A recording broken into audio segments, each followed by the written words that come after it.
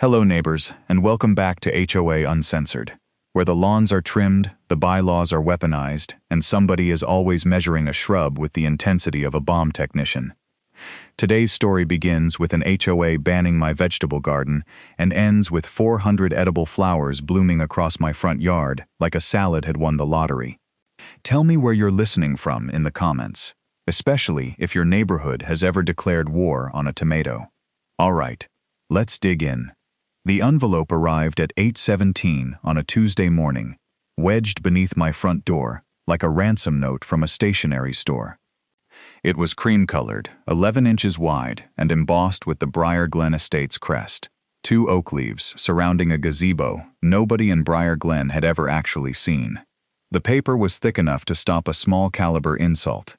My name, Daniel Harper, had been printed in a serif font usually reserved for wills, diplomas, and restaurants where the butter arrives shaped like a swan. I opened it over the kitchen counter while wearing my blue pizza socks and holding a mug of coffee that had already gone cold. My coffee is always cold. I make it hot, carry it somewhere, become distracted by a problem, and rediscover it 40 minutes later, tasting like a puddle beneath a tire. The letter said my backyard vegetable beds constituted an unauthorized agricultural installation under Article 7, Section 14C of the Briar Glen Residential Harmony Standards. I had 10 calendar days to remove them. Failure to comply would result in a fine of $75 per day, plus a $240 visual remediation review fee. I read it twice. Then I looked through the window at my agricultural installation. 3 cedar boxes containing 12 tomato plants, 8 bell peppers, 6 rows of lettuce, and 1 zucchini plant that had developed territorial ambitions. My late wife, Emma, had helped me build those beds during our first spring in the house. She painted tiny yellow suns on the corner posts because, according to her, plain wood looked emotionally unavailable. Emma had been gone for 3 years. The paint had faded, but the suns were still there. That house at 18 Juniper Lantern Drive was not impressive by Briar Glen standards. It had 1,846 square feet, a roof that creaked during temperature changes, and a garage door with the emotional stability of a theater actor. But Emma and I had bought it after 12 years of renting apartments where the upstairs neighbors seemed to raise bowling balls. We planted a Japanese maple by the porch, built the vegetable beds, and learned that home ownership mostly meant paying money to discover new kinds of water. The garden mattered because Emma had loved it. After she died, tending it gave my hands something useful to do, while the rest of me figured out how to exist in rooms that suddenly sounded too large. I also happened to work as a municipal landscape compliance analyst for the fictional city of Bellwether, which sounds important, until I explained that I spend most weekdays determining whether decorative gravel counts toward commercial permeability requirements. I know ordinances, plant classifications, drainage rules, and the peculiar emotional lives of people who use the phrase approved ground cover without irony. At 9:04, I emailed the HOA asking for the complete text of Article 7, Section 14, the inspection record, the enforcement policy, and the board minutes authorizing the notice. At 9:22, a golf cart turned into my driveway. The cart was pearl white, fitted with a flashing amber beacon, 2 side mirrors, and a vinyl decal reading Briar Glen Compliance Patrol. It moved at 7 miles per hour, but carried itself like a presidential motorcade. Behind the wheel sat HOA President Patricia Wexler. Patricia wore lime green slacks pressed so sharply they could have opened mail and a blouse covered in pink hydrangeas that looked like a botanical garden had detonated inside a department store. Her silver hair formed a helmet so structurally confident that birds probably considered it zoned airspace.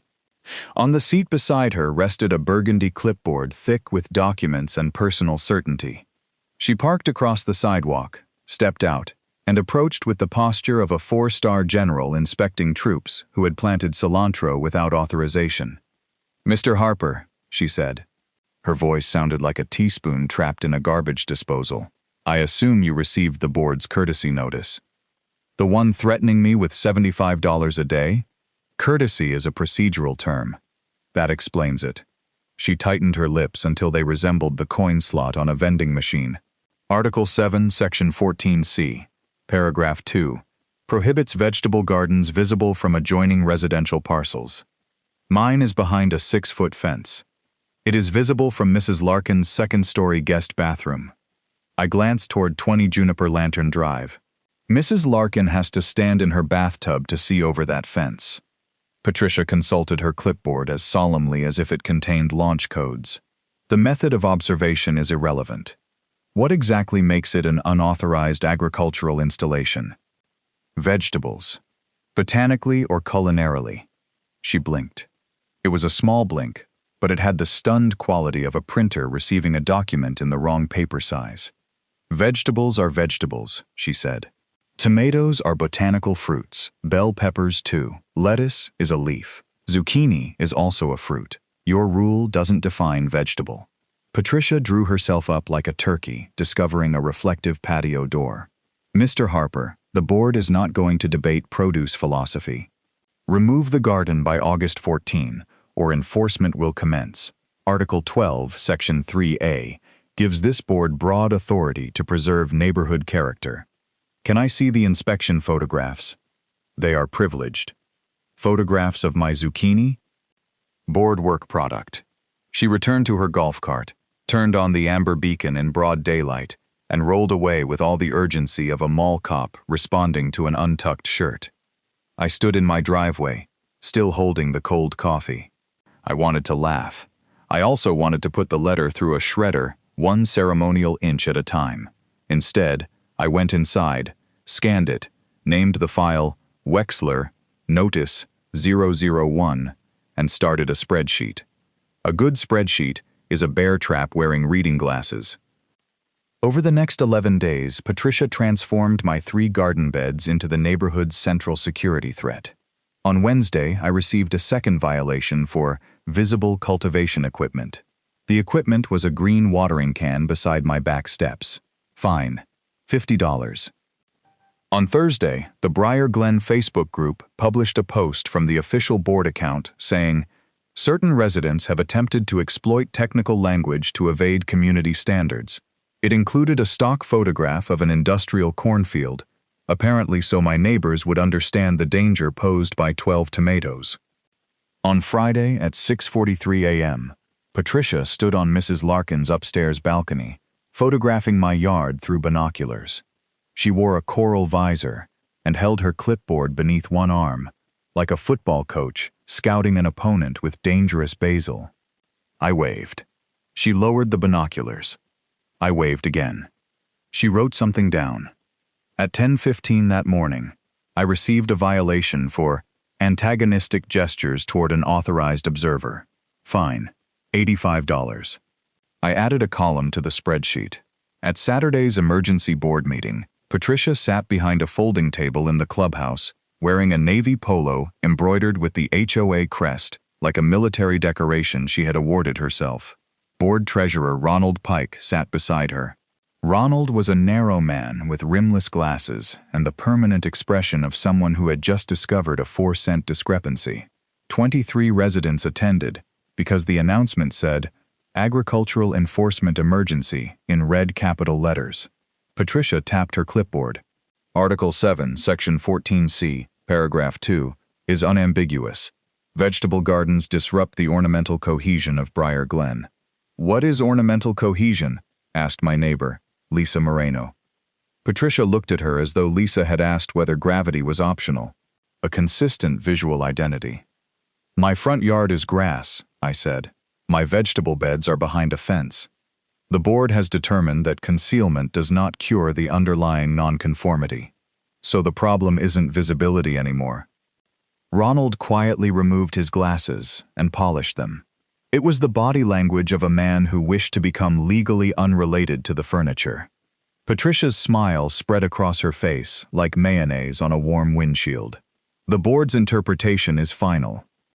"Can residents plant ornamental flowers?" I asked. "Of course. Briar Glen actively encourages tasteful ornamental landscaping. Anywhere on a private lot?" subject to height restrictions and approved species.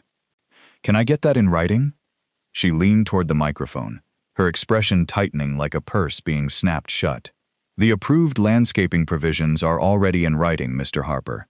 Article 7, Section 11A, paragraphs 1 through 6. Perhaps you should read the governing documents before monopolizing the board's time. There was a quiet sound from the back row. Lisa was trying not to laugh and failing like a tea kettle under interrogation. I nodded. Good suggestion. Patricia should have stopped there. Instead, she announced a formal amendment clarifying that food-producing plants, including fruits, vegetables, culinary herbs, legumes, and edible fungi, were prohibited anywhere on a residential lot. The amendment had supposedly been adopted 3 days earlier by a 3-2 board vote. Was notice sent before the vote? I asked. Emergency interpretations do not require homeowner notice under Article 4, Section 9(c). That section covers storm damage.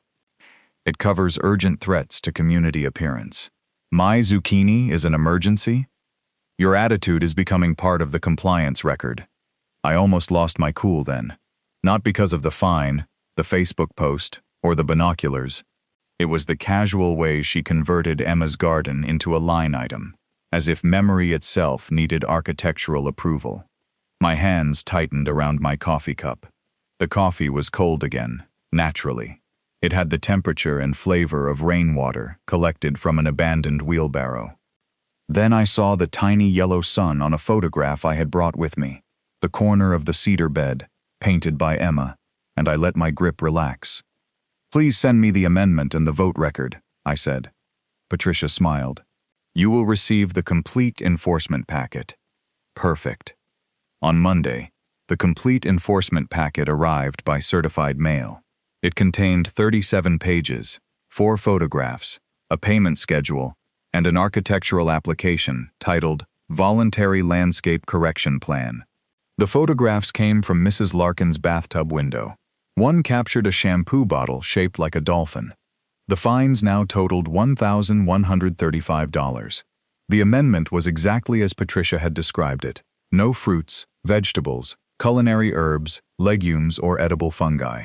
It also repeated, in bold, that ornamental flowering plants remain expressly permitted and encouraged throughout front, side, and rear yards. That sentence sat on page 14 like a screen door hanging open in a mosquito factory. I checked the original declaration, all 16 amendments, city code, county ordinance, and state horticulture law. Then I searched the HOA's approved plant catalog. Nasturtiums, approved. Calendula, approved. Pansies, approved. Violas, approved. Daylilies, approved. Bee balm, approved. Bachelor's buttons, marigolds, lavender, roses, hibiscus, dianthus, and chrysanthemums, approved, approved, approved. Every one of them had edible flowers. At 11:38 p.m., wearing the pizza socks and drinking my 4th cold coffee of the day, I counted the proposed planting cells in my front yard plan. 400. The next morning, I called Miguel, Big Mike Moretti, owner of Moretti Urban Horticulture. Mike arrived at 18 Juniper Lantern Drive in a dented green pickup with a bumper sticker reading, Compost Happens. He climbed out slowly, a 6'3" landscape contractor, shaped like a vending machine that had developed strong opinions about mulch. His beard was gray, square, and large enough to have its own nesting season. A tape measure hung from his belt, and he ate pistachios continuously, depositing the shells into his shirt pocket with the precision of a casino dealer. He studied Patricia's amendment, read the approved plant list, and let out a low whistle that sounded like a freight train reconsidering its career. She banned food-producing plants but allowed ornamental flowering plants? He asked, in bold. And she told you to read the documents? Into a microphone. Mike looked toward the HOA clubhouse and smiled like a grizzly bear finding an unlocked picnic basket. Danny, there are 2 kinds of people in this world, he said. People who leave a gate open, and people who put their own name on a sign pointing to the gate. I would have followed that man into a volcano. He unfolded my plan across the hood of his truck. We divided the 3,280 square foot front yard into 4 sweeping beds, bordered by the existing walkway. Nothing would exceed 30 inches. Sight triangles at the driveway would remain completely clear. The beds would use drip irrigation, 3 inches of cedar mulch, and exactly 400 individually tagged flowering plants. Not vegetables, Mike said, or fruits, herbs, legumes, or fungi. Just a tasteful ornamental display that happens to taste good. Exactly. He cracked another pistachio. Let's make her eat her paperwork. We did not plant a single petal until the plan was legally bulletproof. I filed a formal architectural request at 9 a.m. on August 12th. It listed every species, cultivar, mature height, color range, bloom period, water requirement, and location. I attached 18 pages from the HOA-approved plant catalog. I included the city's drought-tolerant landscape worksheet, a drainage diagram, a site distance certification, and a notarized statement confirming there would be no raised structures. The application described the project as a mixed ornamental flowering display. That was not a trick. It was exactly what it was. Under Article 6, Section 8 Zestun P, the Architectural Committee had 7 calendar days to approve or deny a planting request. If it failed to respond, the request was automatically approved. Patricia had personally insisted on that deadline in 2022 after complaining that a previous committee took 6 weeks to approve her pergola. Her own rule, her own deadline. At 9:06 a.m., I received an email confirming delivery. Then nothing happened. Patricia was too busy pursuing my backyard beds. She scheduled a final abatement inspection for August 18th. She sent 3 invoices. She posted another Facebook warning about coordinated noncompliance. She even called Bellwether Code Services to report an unlicensed commercial farm operating at my address. That call brought Officer Caleb Dunn, a city code enforcement officer with tired brown eyes and a mustache that looked like it had completed 2 tours of duty without him. He inspected the 12 tomatoes, 8 peppers, lettuce, zucchini, and the small sign Emma had painted that said, "Grow something good." "Do you sell any produce?" he asked. "No." "Livestock?" A judgmental squirrel.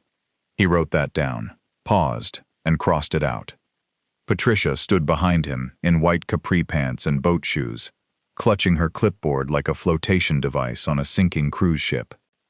Article 7, Section 14C, Paragraph 2, clearly classifies this as agricultural activity, she said.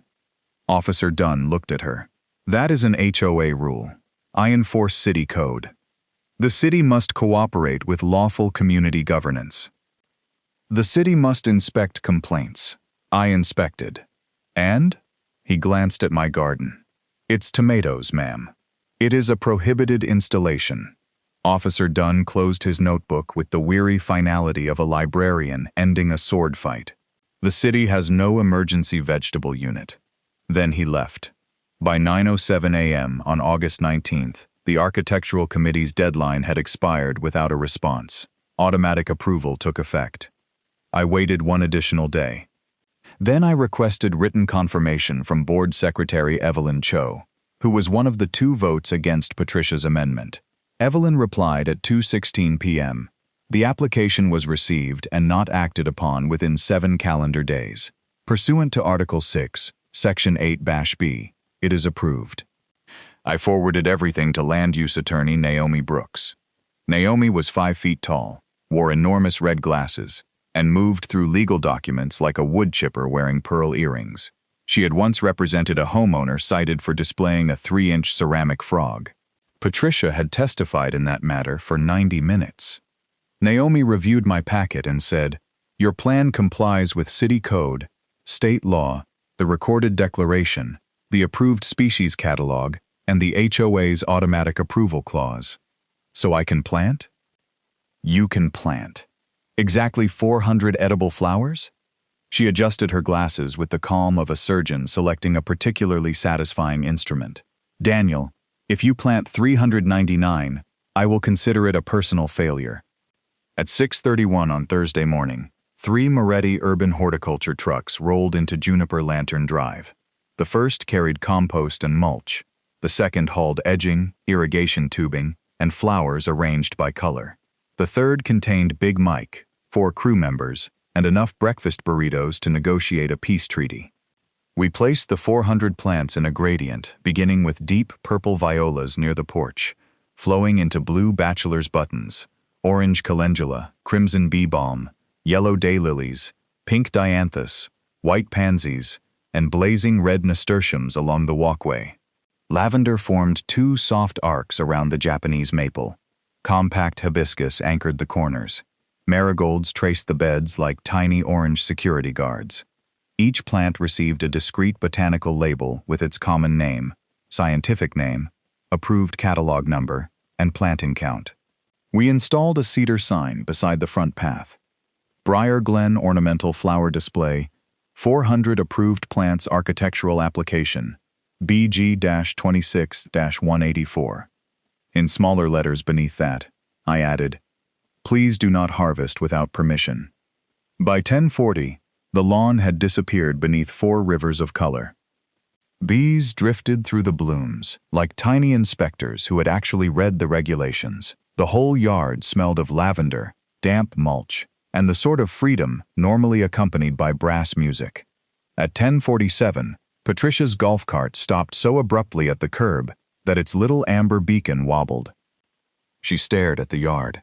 Her mouth opened, closed, opened again. She looked like a ventriloquist's dummy whose operator had suffered a medical surprise. "What?" she said, each word emerging separately. "Is this?" Ornamental flowers. She stepped out wearing a lavender tracksuit that made her resemble an upholstered sofa attending a wellness retreat. Her clipboard was already open. "You have removed the entire front lawn. The covenants don't require turf." "This is obviously a vegetable garden." Mike looked up from adjusting a drip emitter. "Which one's the vegetable?" Patricia pointed at the nasturtiums. "Those. Flowers," he said. She pointed at the calendula. "Those. Also flowers. The purple things. You are on a remarkable streak." Her voice climbed an octave, like a smoke detector discovering theater. Article 7, Section 14C, Paragraph 2, prohibits food-producing landscaping. "No," I said, "your amendment prohibits fruits, vegetables, culinary herbs, legumes, and edible fungi. It expressly permits ornamental flowering plants. These are edible. So are roses." She froze. I could almost see the gears turning behind her eyes, except one gear was a clipboard, and another was also a clipboard. "You did not receive architectural approval." I handed her a copy of Evelyn's confirmation. She read it. Her face changed from pink to red, with the smooth progression of a toaster coil. "This is invalid. I did not personally approve it.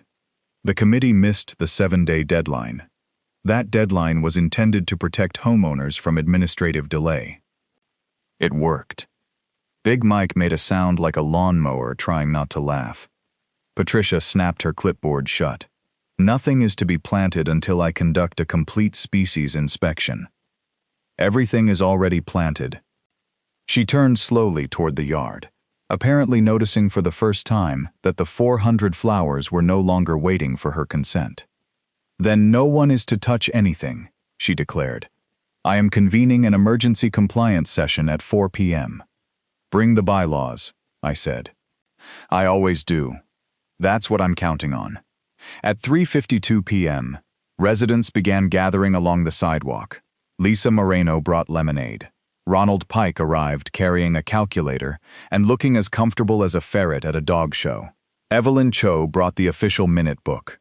Someone had alerted the Briar Glen Facebook group, and by 4 o'clock there were 38 people, 6 folding chairs, 2 phones recording video, and 1 child wearing a homemade crown of pansies. Patricia arrived in her pristine white Lexus because the matter had apparently exceeded golf cart rank. The SUV was so clean it looked afraid of weather. She parked with 2 wheels in my driveway, emerged in a white blazer, and marched toward the cedar sign with her clipboard held before her like a shield in a battle fought entirely with subsections. "This gathering is now an official board inspection," she announced. Her voice rang across the yard like a fork being dragged around a stainless steel sink.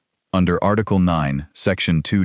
If officers of the association may enter exterior portions of a lot for the purpose of verifying compliance after reasonable notice. "I don't consent to entry," I said. "Notice was given at 10:49 this morning. Your rule requires 24 hours. Emergency conditions permit immediate access." "What emergency?" She pointed at the flowers with the magnificent outrage of a queen discovering coupon restrictions. 400 unauthorized food plants. They're approved ornamental flowers.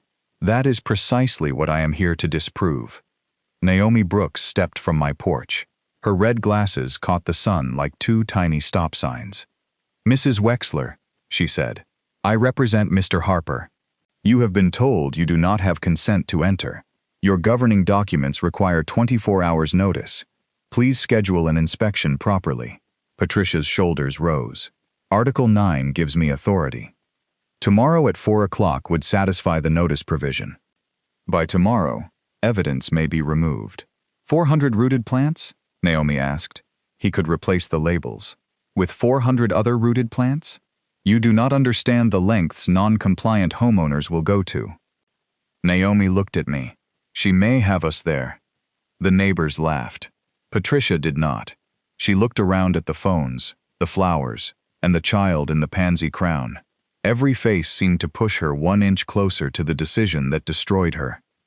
"I am entering under emergency authority," she said. "You have been warned not to," Naomi replied. "Noted." Patricia stepped over the 18-inch decorative border instead of using the walkway 3 feet to her left.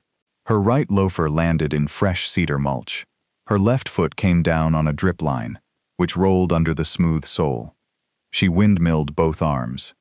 The clipboard flew upward, rotated once, and landed open in a patch of damp calendula. Patricia lurched sideways into the lavender, caught herself without falling, and emerged with purple sprigs clinging to her white blazer like she had been mugged by a potpourri sachet. Big Mike slowly removed a pistachio from his mouth. "This," Patricia said, breathing hard, "is an unsafe landscape." "You stepped over the border," I said.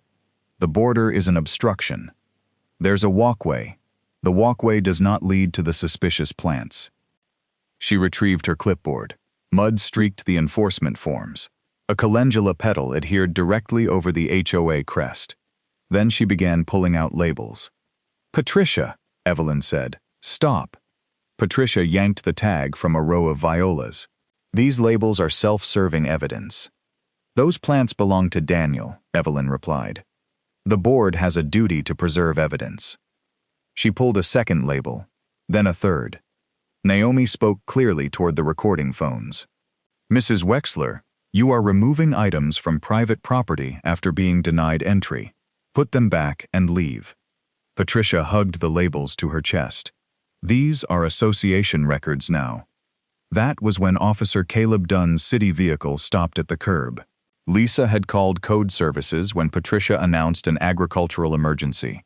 Officer Dunn climbed out, surveyed the crowd, the 400 flowers, Patricia's mulch-covered loafers, and the lavender stuck to her shoulder. His mustache seemed more tired than before. "Mr. Harper," he said, "why are we back?" "Ornamental emergency." He closed his eyes for 1 full second. Patricia marched toward him through the bed instead of taking the path. She moved like a cruise director evacuating passengers from a buffet. "Officer, I need these plants seized pending species verification. Mr. Harper has deliberately installed an unlawful food production operation in violation of Article 7, Section 14, say, Paragraph 2. Officer Dunn stared at a pansy. "You want the city to seize flowers?" "Edible flowers." "Are you selling them, Mr. Harper?" "No." "Running a commercial operation?" "No." "Blocking drainage or sight lines?" "No."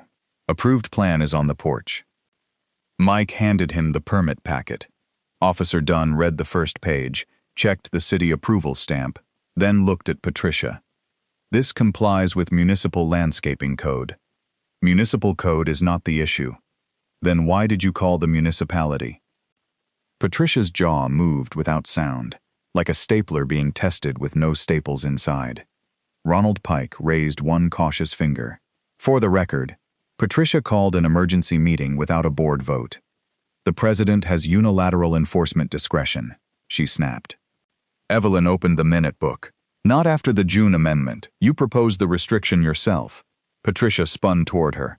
That restriction applies to expenditures and enforcement actions exceeding $500. Ronald held up his calculator. Outside counsel, certified mail, inspection charges, and today's emergency consultant request. Total $2,840. The crowd made the soft, collective noise people make when a restaurant server drops an entire tray. Patricia's face sagged, then hardened. Disbelief became anger. Anger reached for authority. Authority found an empty drawer. Fine, she said. If the city refuses to act, the association will perform immediate abatement. Naomi stepped forward. There is no board authorization for abatement. I am the president. You are one vote. I drafted the amendment. Yes, I said. You did. She looked at me, and I watched dawning horror arrive with the punctuality of a tax bill. I handed Officer Dunn page 14. He read the bold sentence aloud.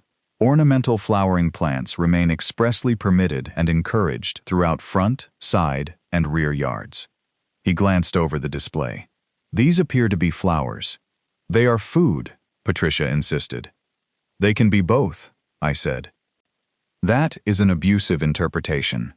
It's horticulture. She shook the stolen labels at me. Then I will have everyone tested.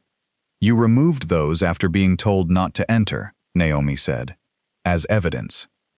You said that on 6 separate recordings, Lisa added. Patricia looked around at the phones. Her expression collapsed like a soufflé hearing a car door slam. Then the drip irrigation switched on. The timer was set for 4:15. I had forgotten about it completely. 400 emitters began releasing water at ground level with soft, synchronized clicks. Patricia, startled, stepped backward, planted one foot on the same rolling drip line, and sat down squarely in the mulch between 2 rows of marigolds. It was not a violent fall. It was more like a folding lawn chair receiving an unexpected command. Her clipboard landed across her lap. One of the stolen labels tucked itself into the front pocket of her blazer. The irrigation continued politely watering the soil around her, while 38 neighbors stood in reverent silence. The child wearing the pansy crown whispered, "Is she gardening?" Big Mike turned away and pressed both fists against his beard. Officer Dunn offered Patricia a hand. She refused it, rose on her own, and pointed a muddy finger at me. He activated that intentionally. It's an automatic timer, I said. At precisely the moment of inspection, plants are surprisingly indifferent to board calendars. Officer Dunn looked at the timer, the clearly marked walkway, and the video Lisa was already replaying. Then he looked at Patricia. Ma'am, you entered after being warned, stepped over a border beside an open path, removed property, and fell on irrigation tubing. I was executing my office. You were arguing with a flower bed. He asked her to return the labels.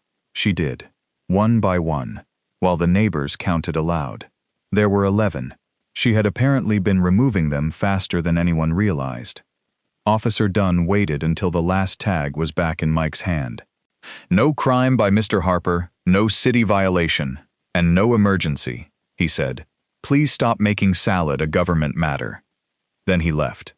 The videos reached the Briar Glen Facebook group before Patricia reached her Lexus. By 7 p.m., Lisa's recording had 312 views, which was impressive in a community containing 146 houses and approximately 9 people who understood how Facebook privacy settings worked. The moment Patricia sat among the marigolds became a looping clip. Someone added the caption, "Ornamental cohesion achieved." The humor got attention. The documents caused the real damage. Evelyn posted Patricia's amendment, my approved application, the missed deadline, and Ronald's $2,840 expense calculation. Homeowners began asking why association money had funded surveillance photographs from a bathtub.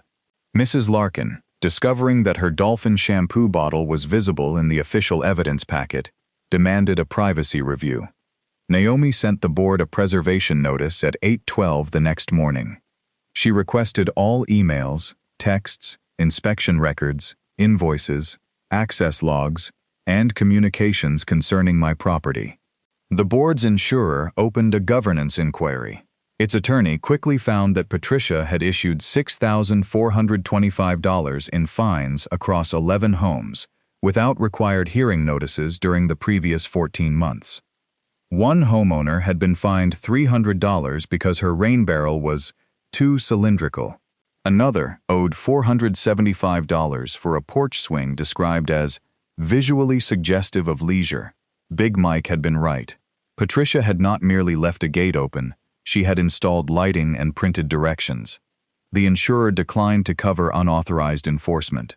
Ronald called a special meeting for September 3 at 6:30 p.m. 91 homeowners attended. Patricia arrived with the burgundy clipboard, but without the amber beacon, the white blazer, or most of her certainty. She attempted a 40-minute defense, citing Article 12, Section 3A, Paragraph 4. Evelyn quietly pointed out that the paragraph concerned holiday banners. The recall vote was 84-5, with 2 abstentions. One of the 5 votes for Patricia belonged to Patricia. Another belonged to Mrs. Larkin, who later admitted she had checked the wrong box because she was distracted by the phrase, bathtub surveillance. The board voided every fine against me. It reimbursed my $240 review fee, paid Naomi's documented costs, and adopted a rule requiring 2 directors to sign any future violation, carrying more than $100 in penalties. The invalid food plant amendment was rescinded. The original backyard garden restriction was rewritten to allow residential gardens behind fences and in approved front yard designs. Ronald declined to become president because, in his words, "I already have blood pressure." Evelyn Cho accepted the position. Her entire inaugural speech was 11 words. Keep your property safe, keep it reasonable, and leave people alone. It received the longest applause ever heard in the Briar Glen clubhouse, including the time the air conditioning came back on during a July budget meeting. The neighborhood changed in small, specific ways after that. Lisa planted cherry tomatoes along her back fence. The Pritchard twins built a pollinator box painted purple and gold. Mrs. Alden, who had spent 2 years quietly paying fines for her overly reflective bird bath, placed it back beneath her dogwood tree. Children began stopping at my cedar sign to read the flower names, usually while asking whether they could eat the yard. I started hosting a Saturday tasting table on the front porch. Nothing was sold. Guests could sample nasturtium butter, calendula rice, sugared violas, lavender lemonade, and hibiscus tea. Big Mike handled quality control with the solemn commitment of a man protecting national infrastructure. Officer Dunn stopped once, accepted a pansy cookie, and said it tasted less governmental than expected. The 400 flowers grew thicker through September. From the street, the beds looked like someone had spilled a sunset across the lawn and decided to mulch around it. The Japanese maples stood above them, and the tiny yellow suns on Emma's cedar garden beds remained safe behind the fence. Patricia resigned from the board the night of the recall. 3 months later, she sold her house and moved to a condominium in downtown Bellwether, where the landscaping is maintained by professionals and every resident's vegetables arrive in grocery bags beyond the jurisdiction of Article 7. My front yard still contains exactly 400 edible flowering plants. I know because I maintain a spreadsheet, and unlike the HOA, it works the first time. So tell me in the comments, what would you have planted if your HOA banned vegetables but approved flowers? If 400 perfectly legal blooms made you smile, tap like, subscribe, and come back for more beautifully documented suburban nonsense from HOA Uncensored.